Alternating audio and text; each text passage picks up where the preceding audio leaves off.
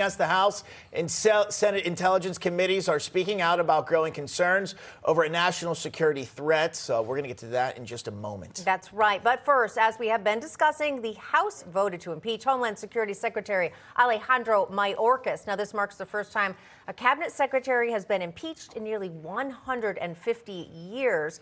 The vote, he was impeached by just one, 214 to 213. Now, the two articles of impeachment stating Mayorkas failed to secure the border and then lied about it to Congress.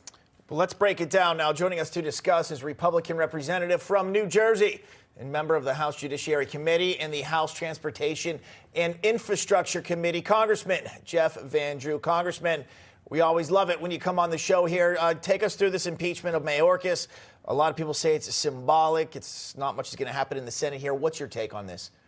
Well, it didn't have to be symbolic. Unfortunately, the Senate, the United States Senate, is going to make it symbolic by definitely not doing anything with it. But it was still very important to do. Actions have consequences.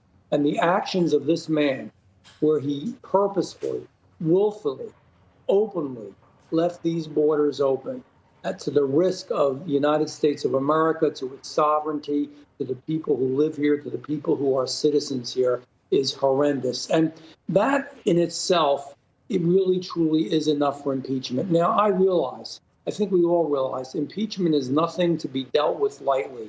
It is meant to be very seldom used. But the case on Mayorkas, on not, fulfilling his oath of office to protect the United States of America, to protect the security and safety of this country and of Americans, is obvious. I mean, the bottom line is we know for sure that there are people that are on the terror watch list who've actually gotten into the United States of America, and we don't even know where they are because the numbers are so huge. No country can prevail with open borders, never has done so historically. What he has done is openly and purposefully harmful to the country. He deserved to be impeached.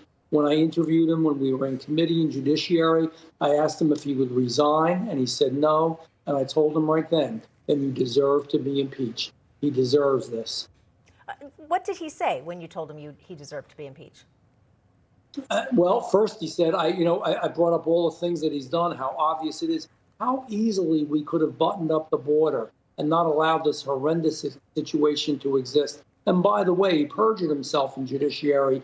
First, he said the border was completely under control, completely sealed. And then the next time he said it was out of control. So which is it? But he says different things to different people at different times. We have so many different quotes from him reversing himself. But when you're sworn in to speak before the Judiciary Committee, you ought to say what you mean and you ought to tell the truth.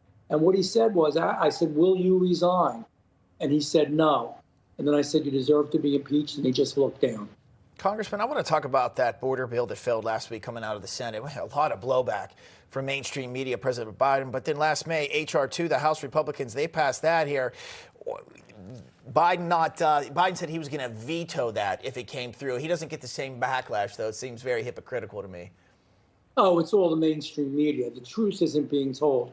If you're going to do that border bill, you're basically better off doing nothing. That border bill that the Senate did was just codifying, making legal illegal activity. Do you know that it would allow up to just about 2 million illegal immigrants to come to this country every single year through the border? You would just process them. Their idea of having the border under control is to have it completely open and just allow everybody to get processed. That's not the idea.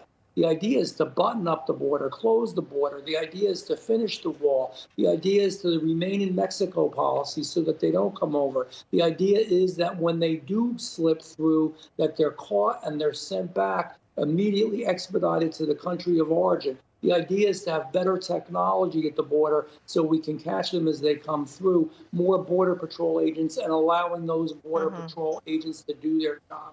What is so extreme about that? What's so wrong about it that this president couldn't sign it? The last president, that was the policy that he had, and our border was slowed down to a trickle. Yeah, vastly different situation at the border between Biden and, of course, former President Trump. Congressman Jeff Van Drew, we appreciate your being with us. Thank you.